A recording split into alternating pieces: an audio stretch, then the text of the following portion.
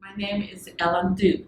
I am a professor at the Atlas Institute at the University of Colorado Boulder, also a professor at the Department of Computer Science.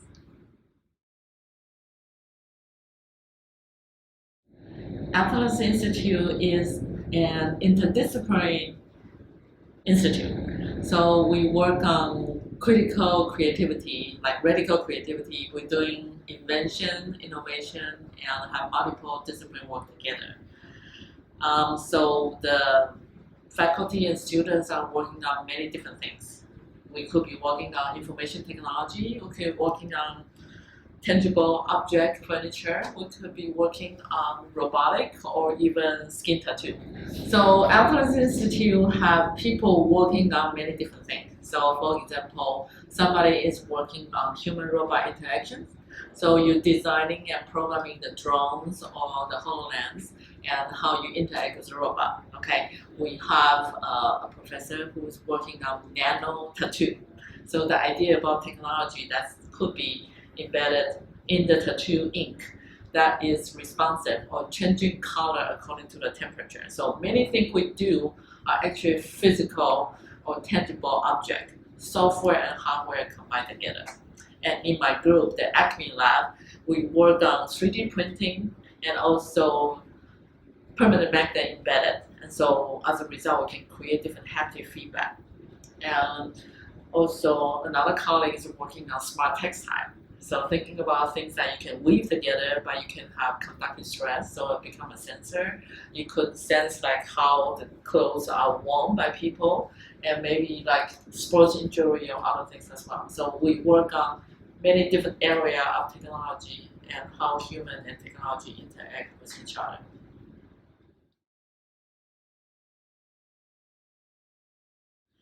Okay, so in 2013, I was appointed as the co-director for the Q Center. It's a KO and US Q Center at the National University of Singapore. So I spent 3.5 years full-time as a director at the Q Center. So 2013 to 2016, I was running the lab with lots of researchers. So the different project there, I organized it into 3 different categories. So one is about tangible interaction, one is about embodied experience, and another one is about augmented learning. August 2016, I was called back to Georgia Tech, so I returned to US. So as a result, I also got the Q Center funded for the next 5 years, from 2016 to 2021. But I returned back to US, so I appointed another co-director, and he appointed me as a part-time. So every year I would spend 3 months in Singapore because a lot of projects with the industry is something I started between 2013 to 2016. So that's why I've been spending time in the past 3 years, both in the US but also at Q Center. I'm always working on the intersection between design, technology, and people. So no matter where I go, I always work with students and researchers on different human-computer interaction projects. So at Q Center, I have the opportunity to work on many different things. And I think a couple of them are very interesting. Instead of just focusing on audio and video, we also work on smell, taste, and haptic feedback. Okay, and because I have engineer or researcher who are interested in the technology and doing multimodal interaction, so those are the projects. There is no direct relationship between the Q Center and the Atlas Institute. The only relation is me. So I took students that come to Atlas Institute and we work on different things. So for example, my student have worked on like 3D printing with tangible interaction, but recently is doing like sensor with paper.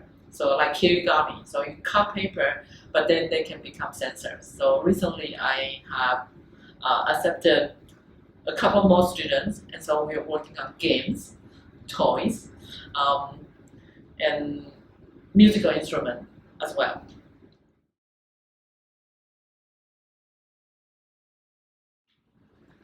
So I was very happy to have the opportunity to visit BINUS University. Um, there are so many different campuses, so that's very exciting.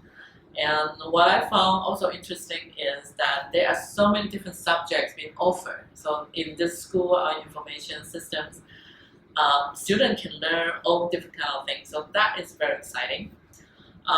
In my visit, I also gave talk, so I interact with students. What I found is the students here are very lively.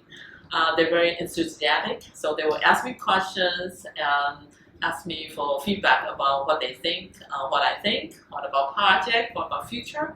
So I found the energy, the abundance of energy here. So I was really happy that I have an opportunity to visit BINUS University. And it's like a hidden treasure I didn't know about before, so I enjoyed my visit.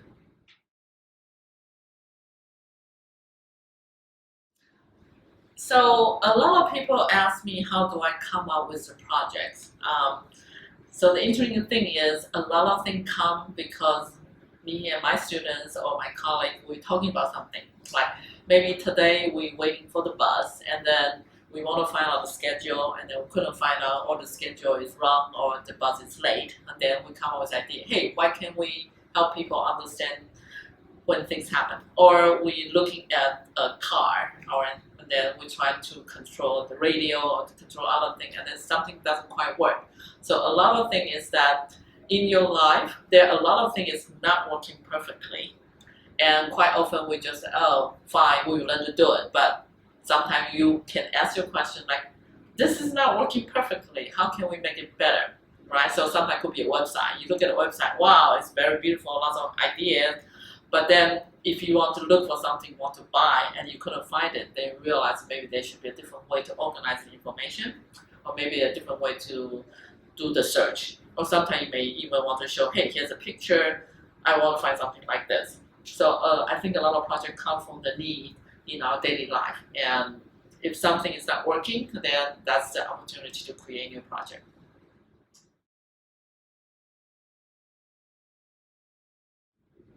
The question is interesting because I think as a professor, a teacher, and a researcher, I did not set up purposely to publish in Q1 journal.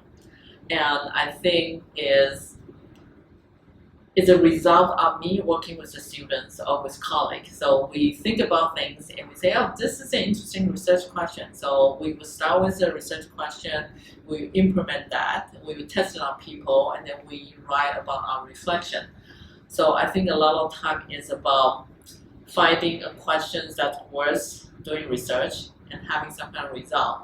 And I think the other part is about writing. So being able to write a paper that anybody can understand, that's interesting. A lot of people think academic papers should be complicated and nobody can understand. And what I learned is actually the opposite because not everybody know your field. So if you can write your paper very easily understood by people, then people can appreciate that.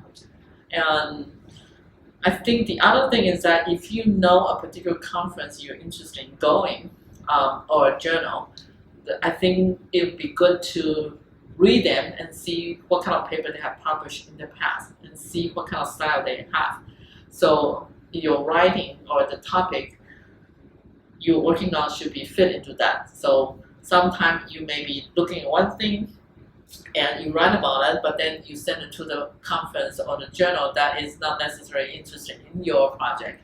Then you are just doing the wrong place. So being able to identify where is your community, what other people are doing, and doing the things that, oh, I understand the literature and this is something new, is the key for success in publication. I think the interesting thing is that we talk about academic research. So a lot of time that people learn from different group of people, so it's like a family. And publishing in the right place, that means the right kind of people will read your paper. So being able to identify where your community is, what's your field, and publish there, and to the people who are interested in your problems. That means they will find your paper interesting and they will cite you. So I never thought about how to increase my citation or how to get a higher index. I was just doing work with students or colleagues, something we found interesting. But we also want to find people who are similar to us. So I think identifying the conference or journal that is related is the important thing. I think there are some researchers who have very high index and they come up with a very good strategy. Like, this is the place I want to be. So you review all the past papers and say, oh, this is a map, here are the things that have been done. Nobody have done this. So they will be doing new things that nobody have done. And so as a result, other people want to come with new things, they will cite them. So citation means that the new people coming with new research, they will look at what's being done. And if something is relevant or interesting, then they will cite it. So the index and the impact factor pretty much is about what you do. Are you presented to the relative community and they find it interesting? So you want to work on something that you know there is a future for it. Not just like, oh, I like this, I do this, but also I think this could address a bigger picture.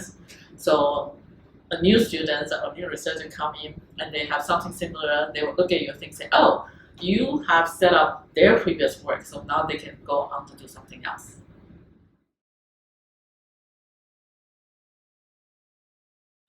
So it's interesting, everybody's talking about Industry 4.0, okay?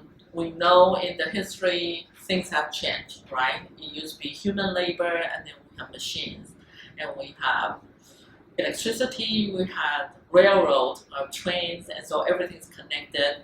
And then finally, I think the third revolution is about digitization, computer. So everything have to have some kind of computation in there. And the 4.0 is basically beyond just a computation, right? So we're talking about smart city, smart vehicle, we're talking about Internet of Things, how everything is connected, and how everything could be communicating wirelessly, and maybe even with artificial intelligence making decisions, all right? So let's say you want to build a house and something manufacturing is doing different material at a different time, but there could be traffic, there could be different effect for something to happen. So part of the Internet of Things, if each one of the object or process are aware of each other, what's going on, you could change the procedure and you can redo things. So you could be saving money, you could be saving time. So if this thing is delayed, let's do this. If this thing is not happening, let's do something else. So the role of people in information system will be playing a role in each part of that, right? So if you are doing programming for your query system, like how do people find out things, or you're doing scheduling system, like supply chain, like something happened, another thing happened, another thing happened. So understanding how everything's connected together and being able to have the systematic thinking about how your skill in designing or writing a software or designing the interface, how everything is connected, so it becomes obvious, right? Let's say we have a website designed with all different fonts and pictures, and they are showing you all the news, right? But then we can get overwhelmed, but some of the things could be automatic, showing up, blinking to tell you, hey, here's new information, the stock market has changed, or there's a traffic jam, so something else is delayed. But somehow being able to arrange the information, but also recording that and present it systematically, that will be helpful for the user. So I think a lot of things is coming back to how people perceive the information and how information should be organized to help people do the work they want to do, even though things could be automatic and you still need people in there.